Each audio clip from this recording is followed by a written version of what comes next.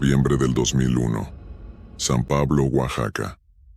Un pueblo pequeño donde todos se conocen, donde los secretos no duran mucho y donde los rencores, cuando son suficientemente profundos, pueden durar toda una vida. Y a veces, según lo que Jacinto vivió ese mes, incluso más allá de ella. Jacinto tenía una tía a quien quería mucho. Su tía Chabela era una mujer que había cargado con un dolor enorme durante más de 10 años. 10 años atrás, su esposo, el tío Fernando, había aparecido muerto en unos terrenos a las afueras del pueblo. Nunca hubo justicia. Nunca hubo una respuesta clara. Pero la familia sí sabía, o al menos estaba convencida de que sabía, quién había sido el responsable. Su nombre era Don Ángel. Don Ángel era un vecino del pueblo con quien la familia de Chabela tenía un problema muy serio desde hacía años. Todo había comenzado por un terreno familiar, uno que les pertenecía desde hacía generaciones, pero que Don Ángel se las había arreglado para quitarles a través de papeles falsos, personas compradas y trámites que nunca fueron honestos. La familia perdió ese terreno, perdió además al esposo de Chabela, y aunque nunca pudieron probar nada, el odio entre ellos y Don Ángel se convirtió en algo silencioso pero muy real, como una herida que nunca termina de cerrar. Durante 10 años Chabela vivió con ese peso. Jacinto la veía a veces sentada sola en el patio de su casa, mirando hacia ningún lado, con esa expresión de alguien que tiene demasiadas cosas guardadas y ninguna manera de sacarlas.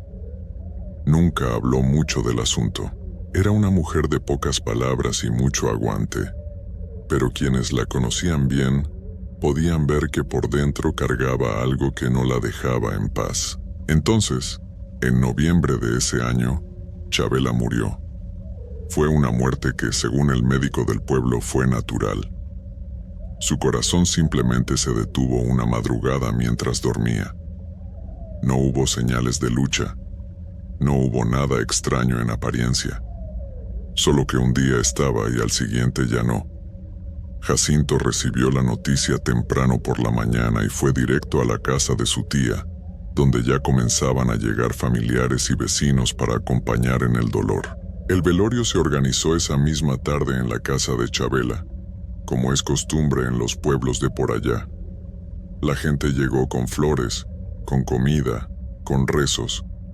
El ataúd estaba en la sala principal, abierto, con Chabela adentro vestida con su ropa más limpia, rodeada de flores amarillas de cempasúchil que alguien había traído desde temprano.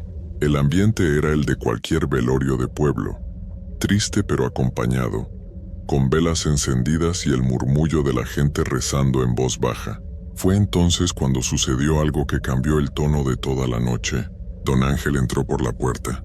Nadie lo invitó. Nadie esperaba verlo ahí. Su presencia cayó sobre los presentes como un balde de agua fría. La gente dejó de hablar, algunos se miraron entre sí sin saber qué decir, y una tensión que antes no existía llenó el cuarto de golpe. Don Ángel no dijo mucho. Saludó con la cabeza como si nada, y se acomodó en una esquina del cuarto, lejos de todos, callado, con los ojos puestos en el ataúd.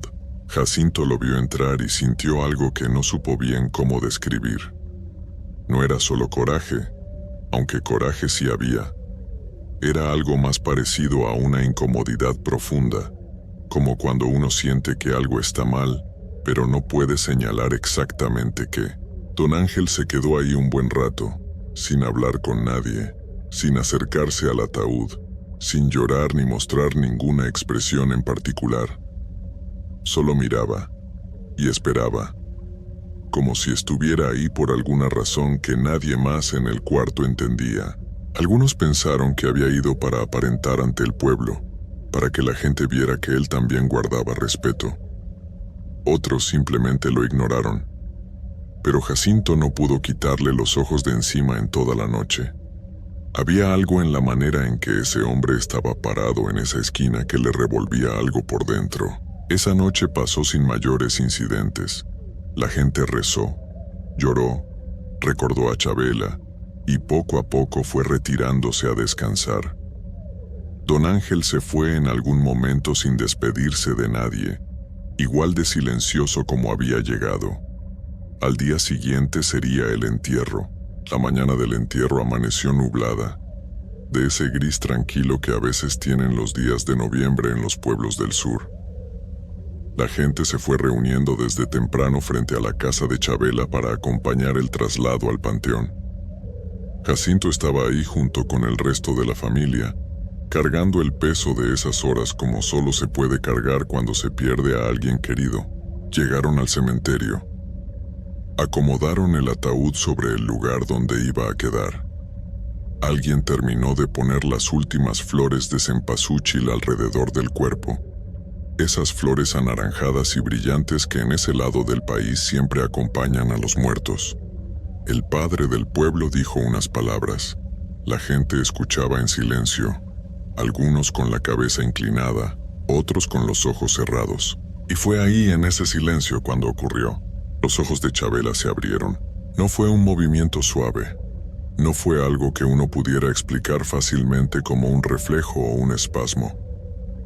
Sus ojos se abrieron de golpe, de par en par, y se quedaron así, fijos, mirando hacia arriba. El primero en verlo fue un muchacho que estaba parado justo junto al ataúd. Soltó un grito corto, casi ahogado, y dio un paso hacia atrás. Los que estaban cerca siguieron su mirada, y entonces comenzó el caos. La gente se empujaba, algunos lloraban sin saber muy bien si de miedo o de qué, otros se apartaban del ataúd como si de repente ese espacio fuera peligroso. Jacinto se quedó paralizado. Él lo vio. Vio los ojos de su tía abiertos, sin vida pero abiertos, con esa mirada que no miraba nada y al mismo tiempo parecía mirar todo. El cuerpo seguía rígido, seguía frío. Nadie que se le acercó encontró pulso ni señal de nada. Pero los ojos estaban abiertos. Entonces el cuerpo comenzó a moverse. Fue lento, muy lento. Pero era real. Y decenas de personas lo estaban viendo al mismo tiempo. El cuerpo de Chabela comenzó a incorporarse desde adentro del ataúd, como si algo dentro de ella juntara las fuerzas que ya no debería tener. Primero la cabeza, luego los hombros, luego la espalda, hasta que quedó sentada dentro de la caja, con los ojos abiertos y la cabeza erguida, mirando al frente. El silencio que cayó en ese momento fue de otro tipo. Ya no era el silencio tranquilo de un entierro. Era ese silencio de cuando el miedo es tan grande que la gente no puede ni gritar. Algunos se habían alejado varios metros. Otros no podían moverse. Jacinto tampoco podía. Sus piernas simplemente no respondían. La mirada de Chabela comenzó a moverse despacio, como recorriendo el cementerio, como buscando algo entre la gente que estaba ahí. Y entonces se detuvo en Don Ángel. Don Ángel había llegado al entierro. Estaba ahí, parado entre la gente, un poco hacia atrás, igual que la noche anterior. Y cuando la mirada de Chabela lo encontró, algo en el rostro del cuerpo cambió. Esa expresión que no era de nada se convirtió en otra cosa. Los que estaban cerca pudieron verlo. El rostro de Chabela se tensó, los labios se apretaron, y lo que apareció en su cara fue algo que no se puede atribuir a ningún proceso natural, porque los muertos no sienten, los muertos no recuerdan, los muertos no odian. Pero lo que Jacinto vio en el rostro de su tía en ese momento fue exactamente eso. Un odio profundo, concentrado, directo. Una expresión de coraje y de reclamo que apuntaba sin error a ese hombre. Don Ángel lo sintió. Su cara cambió de color. Sus ojos se abrieron. Y sin decir una sola palabra, ese hombre que siempre se había mostrado tan seguro, tan tranquilo, tan dueño de todo, salió corriendo del panteón. Corriendo, como un hombre que sabe que tiene algo de qué huir. Segundos después, el cuerpo de Chabela cayó de vuelta al ataúd.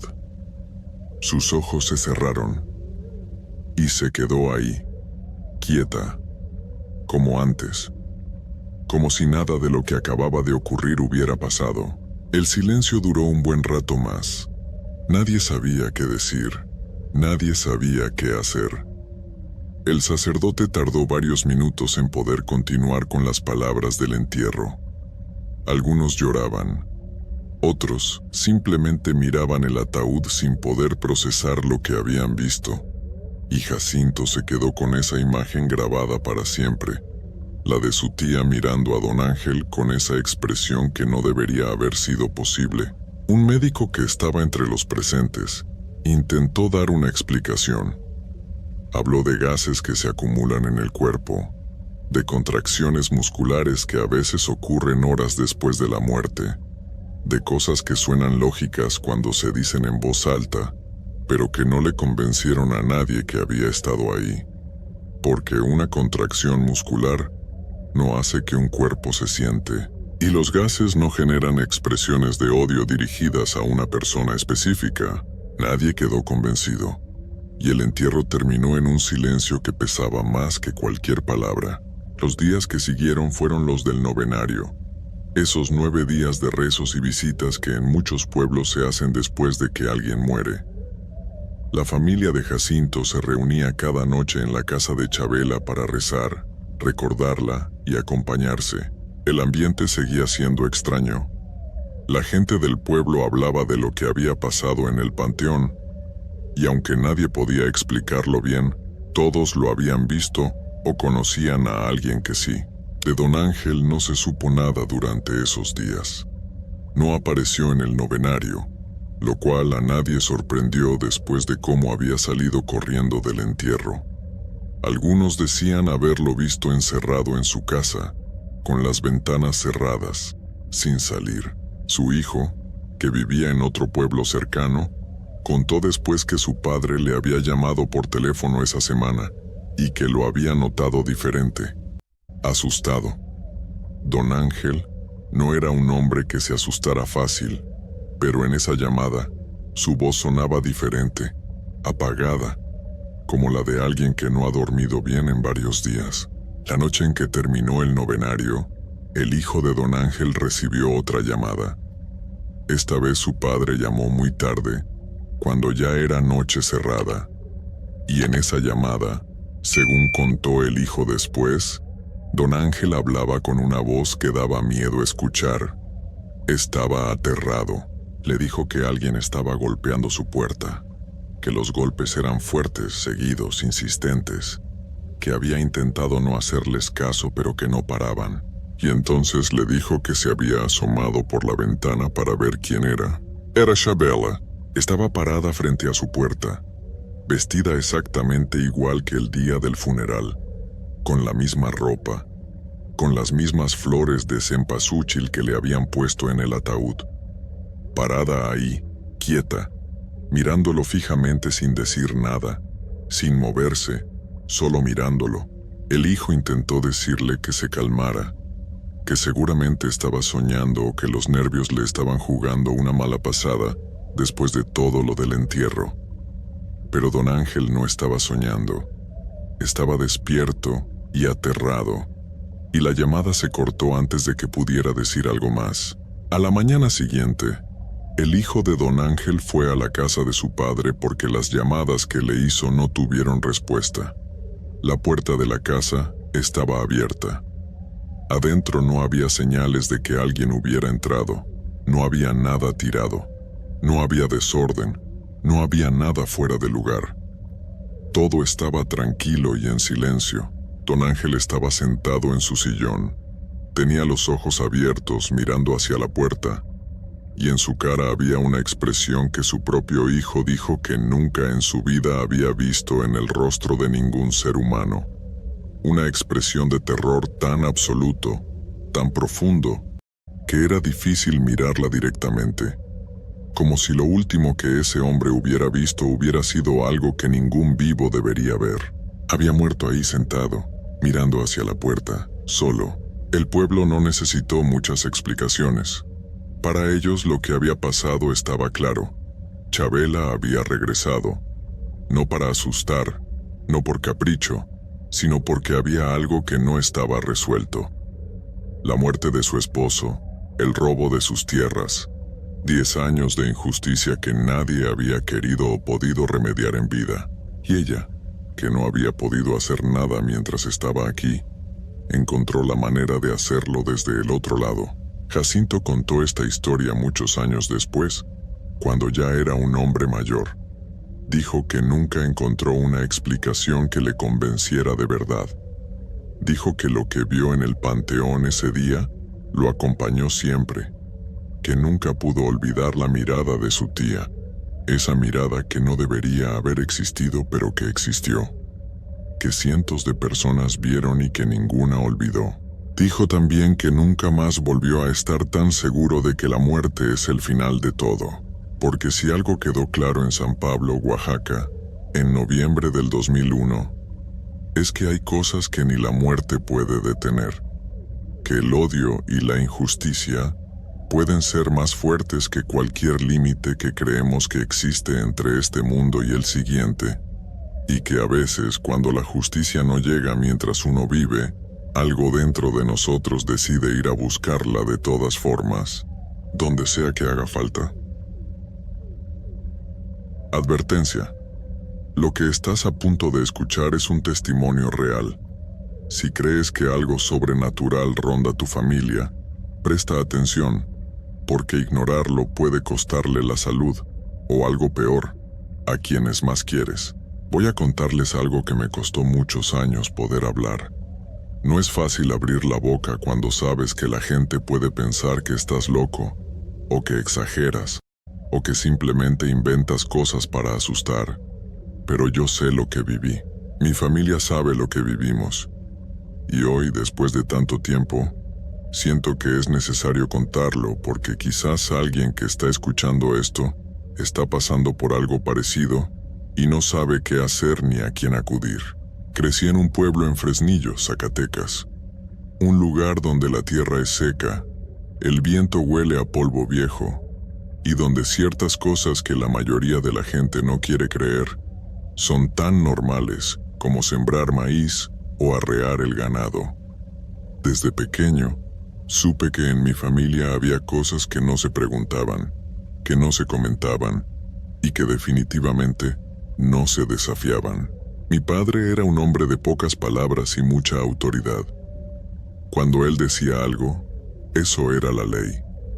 Nadie en la casa, ni mi madre, ni mis hermanos, ni yo, cuestionábamos lo que él ordenaba. Así vivimos muchos años, en una especie de silencio cargado, donde todos sabíamos que debajo de esa calma había algo que era mejor no despertar. En 2003 conocí a la mujer que hoy es mi esposa. La conocí en una feria del pueblo, una noche de julio, y desde el primer momento supe que era ella, así de simple y así de claro. Nos hicimos novios, nos enamoramos de verdad, y cuando llegó el momento, fui con mi padre a decirle que quería casarme con ella. Pensé que se pondría contento, que me daría su bendición como cualquier padre lo haría. Pero lo que me encontré fue otra cosa. Mi padre me miró como si yo hubiera dicho la cosa más estúpida del mundo. Me dijo, con esa voz suya que nunca levantaba pero que helaba, que yo ya tenía compromiso, que desde hacía años él había arreglado las cosas para que yo me casara con la hija de don Irineo, y ahí fue cuando escuché ese nombre por primera vez dicho con ese peso particular, ese nombre que en el pueblo cargaba con una reputación que a nadie le gustaba mencionar en voz alta. Don Irineo era un hombre conocido en toda la región, pero no por cosas buenas. La gente lo respetaba por miedo, que es muy distinto a respetarlo de verdad. Se decía que sabía cosas, que hacía cosas, que cuando a alguien se le cruzaba de manera equivocada, las consecuencias llegaban solas, sin que nadie pudiera explicarlas. Yo le dije a mi padre que no me iba a casar con alguien que no conocía, que no amaba, que no había elegido. Le dije que quería a mi mujer y que con ella me iba a casar. Mi padre me vio en silencio un momento largo, Y luego me dijo algo que no olvidé nunca, que me lo iba a cobrar. No me dijo cómo, no necesitó decírmelo. Me casé con mi esposa ese mismo año. Fue una boda sencilla, sin muchos invitados, porque mi padre no fue y eso alejó a varios de la familia también. Pero éramos felices. Nos fuimos a vivir a un rancho cerca de Santa Rosa, también en Zacatecas, un lugar tranquilo donde encontré trabajo como velador nocturno.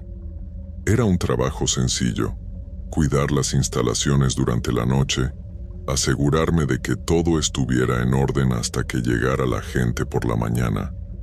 Pensé que sería una vida tranquila, lejos de los problemas, lejos de mi padre, lejos de todo aquello que me había pesado desde niño. Por unos meses todo estuvo bien. Mi esposa estaba contenta, yo me sentía libre por primera vez en la vida, y aunque el trabajo nocturno era solitario, no me molestaba. Soy hombre de campo, estoy acostumbrado al silencio y a la oscuridad.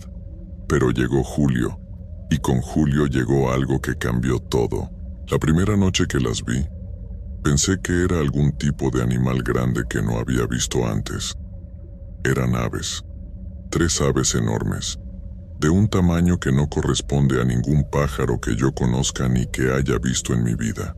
Llegaron poco después de la medianoche y se posaron en el techo de una de las bodegas del rancho. Las vi desde lejos al principio, y algo en mí supo de inmediato que aquello no estaba bien, aunque en ese momento traté de convencerme de que era mi imaginación o el cansancio. Pero volvieron al día siguiente, y al siguiente, siempre a la misma hora, siempre las mismas 3, posadas en el mismo lugar, mirando hacia donde yo estaba, y comenzaron a llegar más, no 3, decenas, luego cientos, cuervos que se iban acumulando en los alambres, en los árboles, en los techos, hasta que una madrugada el rancho entero estaba rodeado de ellos. El ruido era insoportable, ese sonido que hacen los cuervos multiplicado por cientos en el silencio de la madrugada. Y en medio de ese ruido estaban las 3 aves grandes, sin moverse, sin hacer sonido, solo mirando. Intenté espantarlos. Intenté de todas las maneras que se me ocurrieron. Nada funcionaba. Era como si no me vieran, o peor, como si me vieran perfectamente y supieran que no podía hacerles nada. Esa sensación de estar siendo observado por algo que no le tienes ni la menor importancia es una de las cosas más perturbadoras que he sentido en la vida. Y yo no soy hombre que se asusta fácil. Semanas después, mi hijo mayor, que en ese entonces tenía 7 años, empezó a ponerse malo. No fue de golpe sino poco a poco, que es todavía más desesperante que cuando algo pasa de repente. Primero perdió el apetito, luego empezó a dormir mal, a despertarse llorando en las noches diciendo cosas sin sentido. Después comenzó a adelgazar de una manera que no tenía explicación. Lo llevamos al médico, hicimos todos los estudios que nos pidieron y nada. Los doctores no encontraban nada. Le hacían análisis y todo salía normal, pero el niño se iba consumiendo frente a nuestros ojos y nadie nos podía decir por qué. Las aves, mientras tanto, habían dejado de limitarse al rancho. Empezaron a aparecer en los alrededores de nuestra casa. Mi esposa comenzó a escucharlas en las noches, posadas afuera de las ventanas, y me contaba algo que me ponía la piel de gallina, que los sonidos que hacían a veces no parecían sonidos de pájaros, que a ratos, en medio del ruido, se escuchaban cosas que sonaban demasiado parecido a palabras, a voces, como si alguien estuviera hablando desde adentro de esos animales. Ella es una mujer serena, no es de las que exageran ni inventan cosas, y verla asustada de esa manera fue lo que terminó de convencerme de que necesitaba ayuda de alguien que entendiera de estas cosas, porque yo ya no podía solo. Alguien del pueblo me habló de don Crescencio, un hombre mayor que vivía en las afueras, que tenía fama de entender estas situaciones y de haber ayudado a varias familias de la región. Fui a verlo sin decirle nada a mi esposa, porque no quería preocuparla más de lo que ya estaba. Don Crescencio me escuchó con calma, sin interrumpirme, sin hacer caras de sorpresa ni de incredulidad.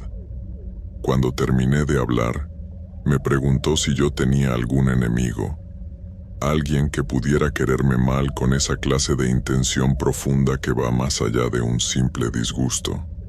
Le hablé de don Irineo, del compromiso roto, de todo lo que había pasado. Estaba seguro de que él era el responsable, porque era el afectado, el que había perdido algo por mi decisión. Don Crescencio me escuchó y luego se quedó callado un momento. Me miró y me dijo algo que me tomó varios días poder digerir. Me dijo que no era don Irineo. Me dijo que las marcas de lo que estaba pasando apuntaban a alguien mucho más cercano, alguien con un vínculo de sangre, y que ese tipo de vínculo es el que da el acceso más profundo y más difícil de cortar. No tuve que preguntarle mucho más para entender a quién se refería. Era mi padre. Mi propio padre era quien había puesto eso sobre nosotros. No porque fuera un hombre malo en el sentido común de la palabra, sino porque era alguien que llevaba años practicando cosas que van contra la naturaleza, y que al verse desafiado por su propio hijo, había decidido usar lo que sabía para hacernos pagar. El compromiso con don Irineo no era solo un arreglo de conveniencia entre familias, era un pacto, y yo lo había roto. No voy a mentirles y decir que esa noche dormí. No dormí. Estuve horas con esa verdad dando vueltas en mi cabeza, preguntándome cómo era posible que el hombre que me había dado la vida estuviera detrás de lo que le estaba pasando a mi hijo, a mi familia, a mí. Hubo momentos en que quise no creerle a don Crescencio, convencerme de que estaba equivocado, pero en el fondo yo sabía que tenía razón. Recordaba las palabras de mi padre aquella tarde, que me lo iba a cobrar, y lo había hecho. Don Crescencio comenzó a trabajar con nosotros. Fueron semanas largas, de rituales nocturnos, de oraciones, de cosas que en aquel momento yo no comprendía del todo, pero que seguí porque confiaba en él y porque no había otra salida. Mi esposa se unió al proceso cuando le conté todo. Fue una conversación difícil, de esas que uno quisiera no tener nunca, pero ella lo tomó con una fortaleza que hasta la fecha me asombra. Juntos seguimos las indicaciones de don Crescencio, y poco a poco, muy despacio, las cosas fueron cambiando. Las aves dejaron de aparecer primero en el rancho, luego dejaron de rodear la casa. Mi hijo fue mejorando gradualmente, recuperando el apetito, el sueño, el color en la cara. No fue de un día para otro, fueron meses, pero fue sucediendo, y cada pequeña mejoría era como respirar un poco más después de haber tenido el pecho apretado mucho tiempo. Unos años después nos mudamos a Juchipila. Fue una decisión que tomamos juntos de dejar atrás el rancho, el pueblo, todos los lugares que cargaban con los recuerdos de aquella época. No fue huir, sino empezar de verdad. En Juchipila encontramos una vida diferente, más tranquila, y ahí crecieron nuestros hijos. Cuando ellos ya estuvieron en edad de entender, les contamos lo que había pasado. No con todos los detalles al mismo tiempo, sino poco a poco, conforme fuimos viendo que estaban listos para escucharlo. No queríamos que vivieran con miedo, pero sí queríamos que supieran de dónde venían y qué cosas habían enfrentado sus padres. Que supieran que hay fuerzas en este mundo que no se ven pero que actúan, y que la familia, la unión verdadera, es lo que permite hacerles frente. Con mi padre nunca volví a tener una relación real. Nos vimos algunas veces más antes de que muriera. Intercambiamos palabras de las de relleno, pero aquella distancia que se abrió cuando le dije que no, nunca se cerró. No sé si él llegó a arrepentirse de lo que hizo. Nunca me lo dijo, y yo tampoco se lo pregunté. Lo que sí sé es esto. Hay cosas que los ojos no ven pero que el cuerpo siente. Hay señales que si uno sabe leerlas a tiempo, puede actuar antes de que el daño sea irreparable. Y hay personas, como don Crescencio, que existen precisamente para ayudar a quienes caen en situaciones que van más allá de lo que el mundo común puede explicar. Si algo de lo que conté les resultó familiar, si mientras escuchaban sintieron que algo de esto se parece a lo que ustedes o alguien que conocen está viviendo, no lo dejen pasar, no lo normalicen, no esperen a que empeore, busquen ayuda, hablen con alguien de confianza y sobre todo, no enfrenten solas estas cosas. Yo lo cuento porque viví para contarlo. No todos tienen esa suerte. Es el testimonio real de una familia que vivió algo que ninguna persona debería vivir jamás.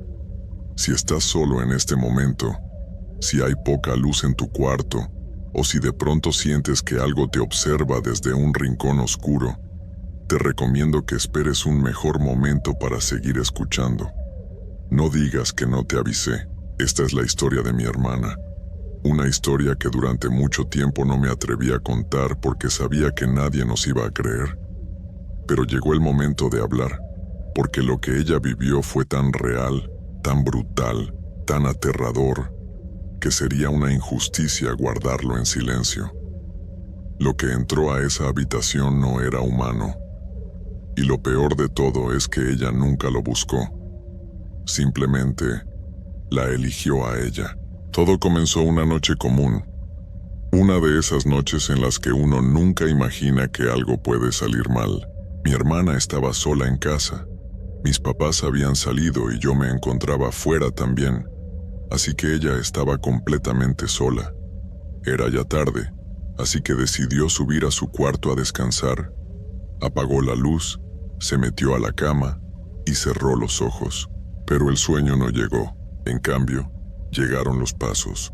Eran pasos pesados, lentos, deliberados, subiendo por las escaleras, uno a uno, como si alguien muy grande estuviera caminando despacio para no hacer ruido, pero sin conseguirlo.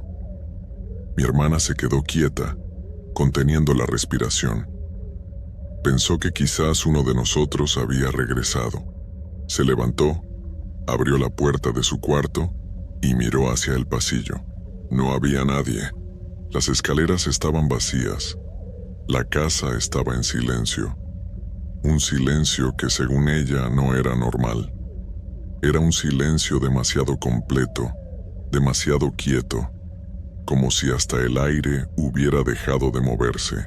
Volvió a meterse a la cama diciéndose a sí misma que había sido su imaginación, que el cansancio le jugaba bromas.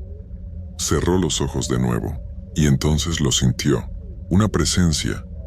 Así lo describió ella, con esa palabra tan simple pero tan cargada de miedo. Una presencia en el cuarto, algo que estaba ahí con ella, respirando en el mismo espacio, ocupando el mismo aire. No lo vio de inmediato. Primero lo sintió, como cuando entras a un cuarto cerrado y sientes ese peso en el ambiente que te dice que algo no está bien, pero multiplicado por 1000. Abrió los ojos lentamente. La única luz en el cuarto era la de una veladora pequeña que ella acostumbraba dejar encendida. Una luz débil, temblorosa, que apenas alcanzaba a iluminar los rincones del cuarto. Y fue en esa penumbra, al pie de su cama, donde lo vio. Era una figura de mujer, o al menos tenía la forma de una mujer. Pero no era humana. No podía serlo. Estaba de pie, inmóvil, mirándola. Su piel estaba demacrada, grisácea, como si llevara mucho tiempo sin vida. Tenía un vestido blanco, largo, desgarrado en varios lugares. El cabello le caía sobre la cara, sucio y enredado. Pero lo más perturbador, lo que mi hermana no ha podido olvidar hasta el día de hoy, era su rostro. Tenía un ojo cerrado, y el otro no estaba. Era solo un hueco oscuro, vacío, una cavidad sin fondo que parecía absorber la poca luz que había en el cuarto. Mi hermana quiso gritar, quiso moverse, quiso hacer cualquier cosa, pero su cuerpo no respondió. Se quedó paralizada, con los ojos abiertos de par en par, mirando a esa cosa que estaba parada al pie de su cama sin moverse, sin parpadear, sin respirar. Y entonces llegó el olor, un olor nauseabundo, espeso, como a algo muerto y abandonado durante días. Un olor que se te mete en la garganta y no te deja respirar.